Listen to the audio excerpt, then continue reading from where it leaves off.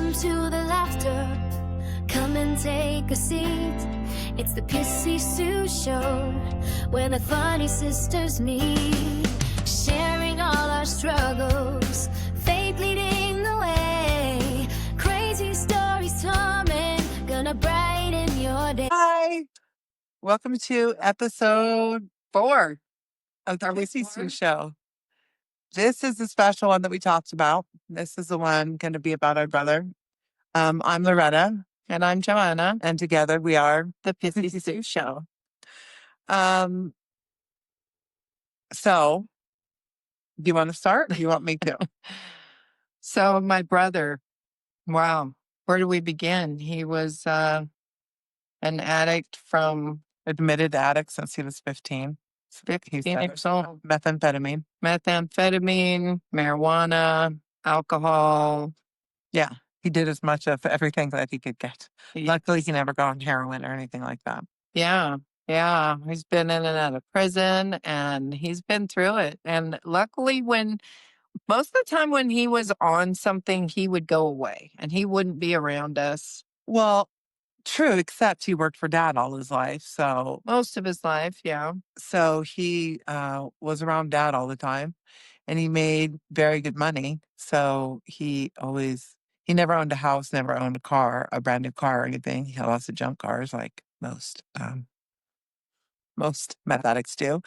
But he never really owned anything because, of course, all of his excess money went to drugs. But he was a very functioning drug addict.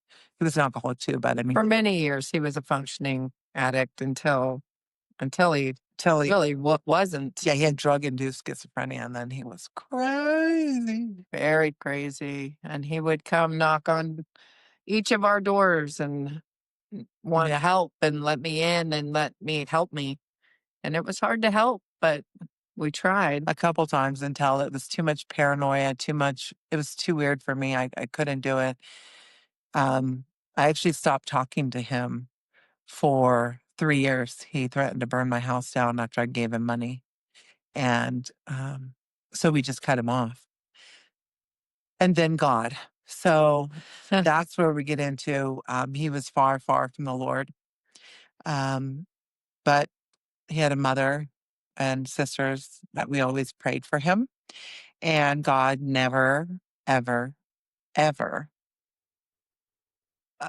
doesn't listen to a prayer. So it was all in his timing. So as much as my brother didn't want to be on drugs, or it had to be God's timing, and God finally tapped him on the shoulder and said, hey. I think he did more than tap him. Yeah.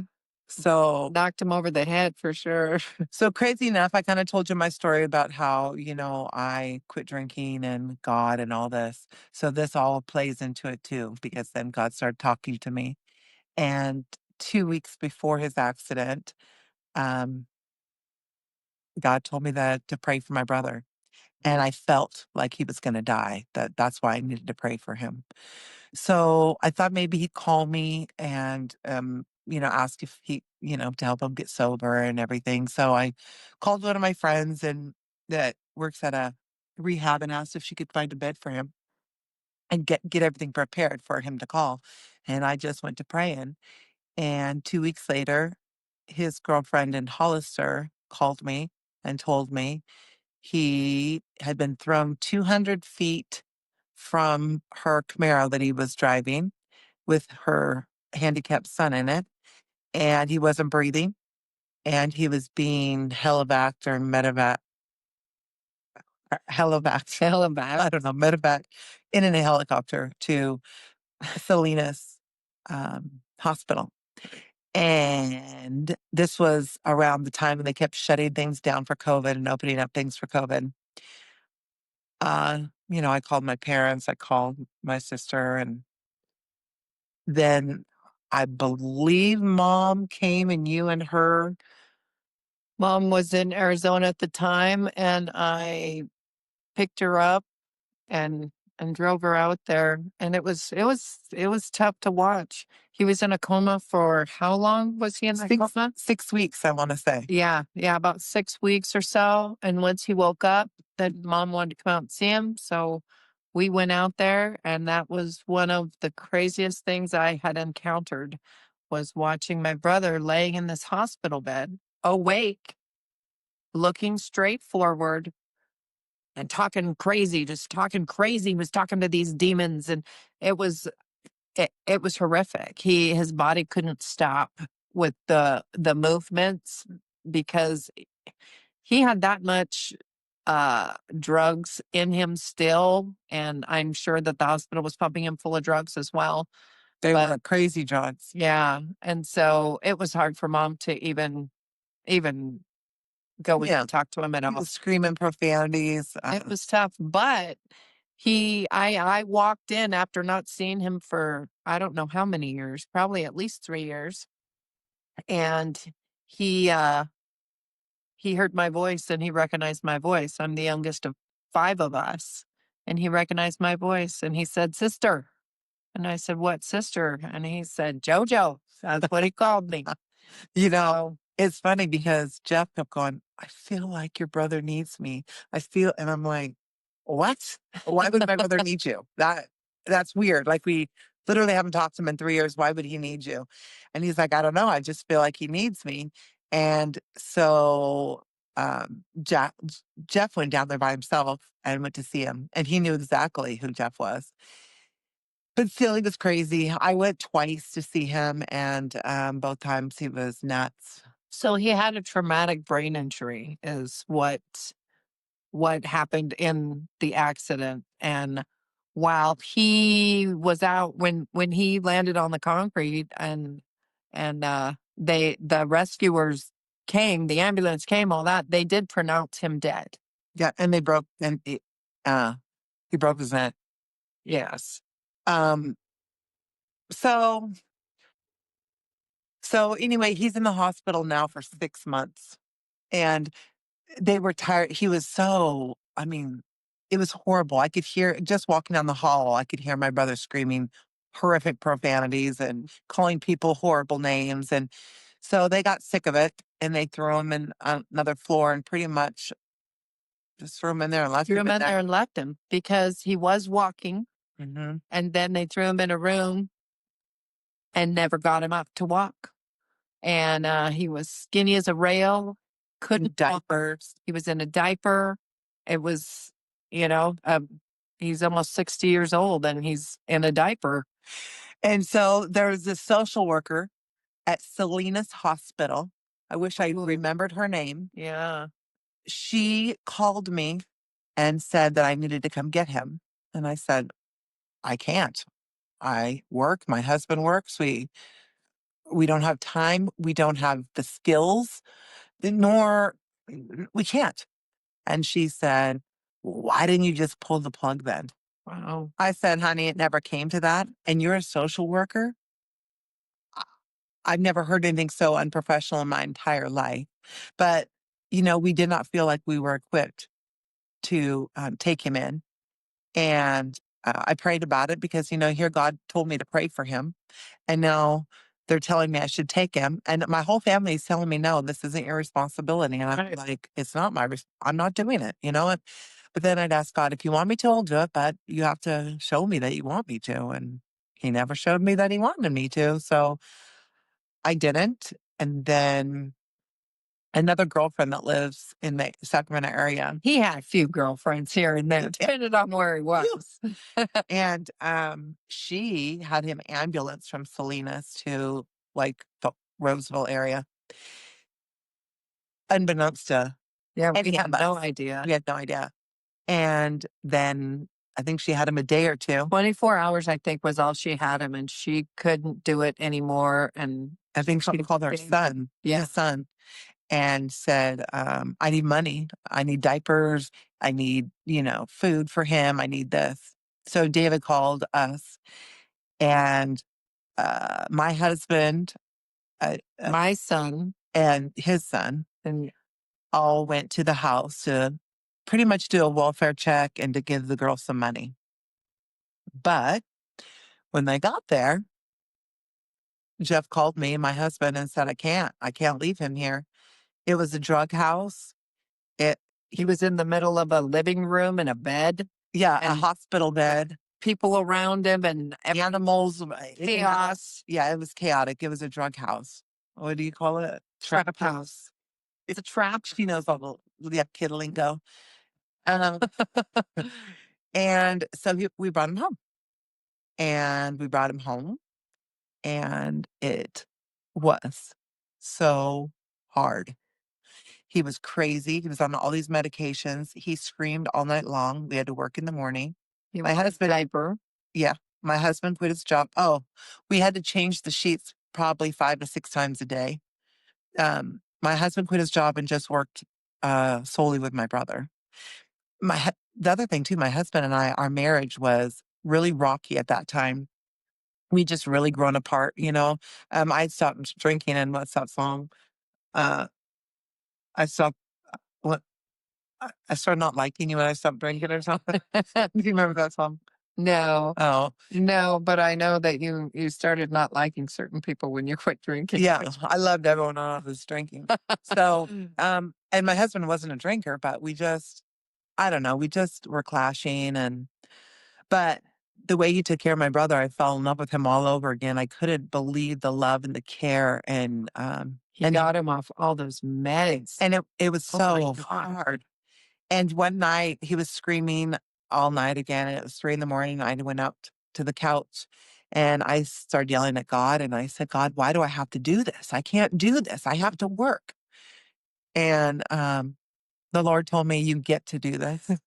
And it changed my whole perspective. And Yeah. then Jeff weaned him off of all the medications, and he's still in a wheelchair, and still, not all there until he got a UTI or something, and they had to catheterize him. Yeah. And then when they pulled that catheter out, all of a sudden clarity just hit him. My husband said if that's all it took, because he came back.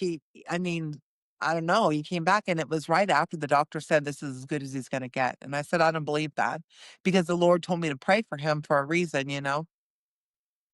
And it's funny because before all of this, so before his accident, I was like binging all these near death experience, testimonies and stuff, and all these people that met Jesus when they died. And it was amazing. So when Jack first came back, I asked him, like, when you were in the coma or whatever, did you meet Jesus? And he goes, no, I don't remember anything. Okay. But he didn't say it like that. He goes, no, I don't remember anything. Everything he said, he'd yell. Yeah. His speech was, yes, You're definitely remembering social, but you'd ask him and he'd just yell it out. Yeah, he could remember his past. He Like remembered he was us 10 being, years old. yeah, us being kids and different things as a kid, but he couldn't remember Well, he was yelling. the recent past. Yeah, so he'd forget he was at my house, and he would yell for, my 2 older sisters who he hasn't seen in years. Years. And None of us have seen them in and he'd yell for my mom, and I'm like, then I'd come to the door, and I'm like, "Jack, it's me." And he's closer to me, like, throughout our adulthood, we've been probably the closest. So it was just weird that he forgot that it was me.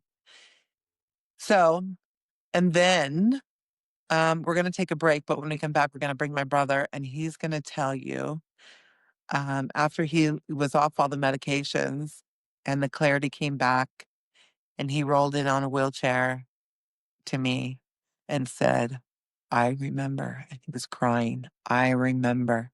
So we're going to go to a break and hear from our sponsor.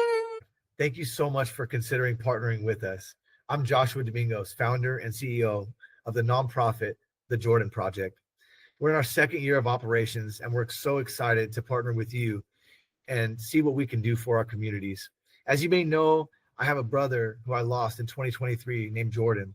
He died in homelessness, without cold water to drink, and in severe dehydration due to the heat and the elements of that lifestyle. And I left a 6-figure salary to make a difference in people's lives just like him. I know I can't get my brother back, but I might be able to reach someone else's. brother or sister, maybe son or friend. The Jordan Project has come up with an innovative and wonderful idea that we began working on since last year. We were able to raise enough funding to get the beginning of a 3-part mobile rescue unit. The first part being a shower and a restroom built on a trailer where we can bring it to people where they need it most. The second part is a medical triage RV. We already have medical staff has done evaluations and are making a difference when they work with us in our events. And the third part is an RV, a food truck where we can bring nourishment to the community with food right there and also food to go to keep sustaining people. You may ask, what's the objective or how are we making a difference?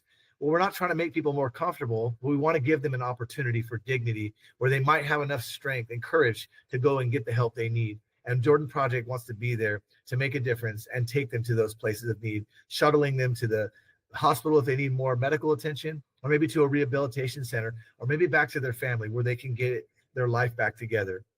We want to be there for them in their moment, and you can help. There are many ways to help us, and we're looking for good local community leaders who want to make a difference, philanthropists who care about people's lives. We want to look for business leaders like yourself, maybe a corporate sponsor who needs the tax write-off or maybe the benefit of a 501c3 write-off, or an advocate, someone who just wants to help, who's been affected by homelessness or just really cares and wants to make a difference. You could be that person. We want to give you an opportunity to do that this year. Once you commit with us and help us make a difference in someone's life today, here's a form that you can fill out. Please fill it out and know that this pledge means more than just your word. It's the opportunity of a lifetime for somebody. You can help us do that this year. Please consider giving to the Jordan Project, and we look forward to hearing from you soon. God bless you, and thank you so much. So we're back from our break. This is our brother, Jack Sisley. Say hello. Hello. Oh. I got to tell you a quick funny story though about Jack. So we are mean to, we tease each other. We have very thick skin, some thicker than others. That's a fat joke. But I took him. We went to the bar one night, and one of my friends came up and he's like, "Hi, I haven't met you. My name is Sean." And I go, "Oh yeah, this is my retarded brother." And he looks at me like I'm the meanest woman in the world, and then he says, "So you guys are twins?" I thought that was the funniest comeback ever. Anyway, good. That was good. so this is Jack, and we were at the point where he rolled in in his wheelchair to my chair, and he was crying, and he said, I remember what happened." And so, oh, he's gonna cry again. I love it. Yeah. He never cried as a drug addict, so Never. his heart is softened so much by the Lord. So, what did you remember, Jack? I don't You don't remember? know. Yeah, you do. Why are you crying then? You remember You said you standing on the edge remember? of a cliff. You remember being on the edge of a cliff over hill.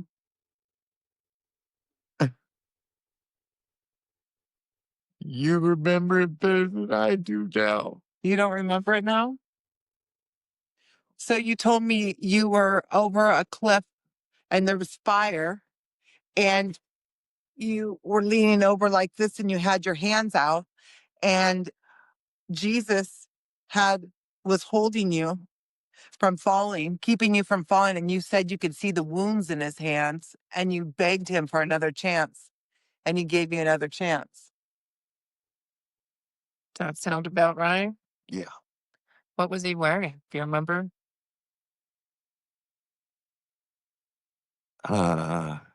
Kind of a clear robe. Yeah. And then the next day, I went to work and I pulled back up in the driveway and you were standing in the driveway and you weren't in your wheelchair anymore. And what'd you say? I'm done with that wheelchair. Yeah. And that was the Lord. And I'll say this, that God has healed him about even though he can't talk right now because he's a little verklempt, but normally he talks. So God has healed him about 90%. You're a little forgetful about some things, but Yeah. And I can't remember what I did yesterday, but I remember all of what I did for a living, what I did in my buggy, what I did four-wheeling, what I did for work. And yes, I was a mess up. I made lots of money, but I'm alive. and you're not a drug addict anymore. Oh, and I'm not a drug addict anymore. And that's the best Lord. thing. Praise Jesus. He brought you out of a lot. Yes, a whole bunch. Hold on. And now, I mean, I told you it was hell on earth practically in the beginning with Jack living with us, but now he lives with us and it's awesome. We laugh together. We leave Cry together. we leave each other alone when we need our downtime. It's I never thought it would be this pleasant living with him. And he always tells me, I never thought I'd be living with you, Pugsley. Right, but and now we live out here in the bushes. We've seen a lot of wild animals, and it's just a beautiful place. Yeah. Me, And me and Jeff went to this one pond, today, this one lake. The water is so clear.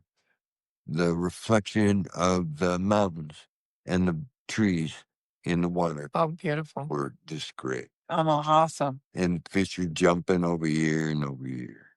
And we didn't catch no fish, but Did you put your pole in? no, Oh, then I don't see why you didn't catch I don't have a fishing. it. Okay. Oh yeah, he's such a legal beagle now. Oh yeah, Ah. and where's my ID? Jeff might have to take you to the DMV. I didn't know. Yeah, I think it's got to be expired by now. No, No, her son, your son. My son? Yeah. yes, took my wallet. I haven't seen it since. There's probably $12 in it. $12? Well, he didn't take it like steal it. We needed his ID. We were signing him up. I know, But then we But- lost it. and then I haven't seen it since. Yeah. Oh, but he don't remember anything. But he remembers. Oh, he This was like 3 months ago, and he remembers Oh. that. Well, Yeah. I can't tell you what I did yesterday. Well, my mom spent last week with him, and we have a Kubota, and Jack drove her all over the place. They had a great time. Mom had so much fun with you, she said. I tried to let me go in. I was gonna bum us a beer. Oh, with the but Moose the Moose Lodge. Lodge, yeah. Yeah. Last week was definitely family week. We all got some family. Yeah. Yeah. Yeah, so it's great. And like I said, Jack, my husband, he never treated you like you were less than a man. He always treated you like a man, even when you were crazy, huh? Yeah. Yeah. Yeah. It made me fall in love with my husband again. I couldn't believe how sweet, kind, and caring he was. But still, because sometimes Jack would act like he was 10 years old. So sometimes, he's like, I'm gonna tell my mom. And sometimes then Jeff would have to act like daddy, but yeah, it's a good deal. The way I feel now and where I get to live, couldn't ask for no better. We love him. We love you, Jack. The Lord is so good and he is so merciful and he is so full of grace. And when he told me in 2020 he was going to unbreak my family, he's doing it one by one by one, myself included. And he's not done with you yet. He's not done with any of us yet. So we got to go take a little break and we will be right back. Hello, my name's Shadia. I'm with Redeem Custom Tees, and I did want to share a little bit. My business started in 2017. I was a stay-at-home mom, and I needed something to do. So I created Redeem Custom Tees. I turned it into a hobby, which then turned into a business. I started getting a high demand in orders, and that's the way this small business started. The name Redeemed Custom Tees came to me right away. It made sense. Redeemed, I am redeemed by God, and I'm grateful. I'm grateful for everything that He's done and what He's doing in my life. So I couldn't help but, have Redeemed Custom Tees because it reflects what God has done for me in my life. Redeemed Custom Tees partners with people in the community in the surrounding areas of Sacramento, and we do like to be a blessing, but being a blessing, this business has been blessed, so very grateful for that. In Luke 6:38, it says that give and it shall be given to you, and we have been abundantly blessed here at Redeemed Custom Tees. So if you need an order for a birthday party, a wedding, whatever event that you may have, please reach out to us. We are on social media. We are on TikTok. We are on Instagram. Just look it up, Redeemed Custom Tees. Send us a message and let us know what we can help you with. God bless you guys. Hi, I'm Joanna with Epic Realty, serving California and Arizona. Whether you're looking to buy, sell, invest, I know sometimes real estate can be overwhelming. I'm here to answer all of your questions and make it an easy transaction for you. Give me a call. And we're back again. So that was my brother, and I think he was a little camera shy, or he just got really emotional. But The minute you start talking about it, he gets so emotional about, yeah. but it's awesome. He still has a really good sense of humor. He jokes a lot, and he's still very quick witted as far as like, funny little things that he might say. And so it is a blessing to have him with us. And when it gets difficult, I just thank God I'm not visiting him at a grave, and that, we get to be with him. So that's the good part.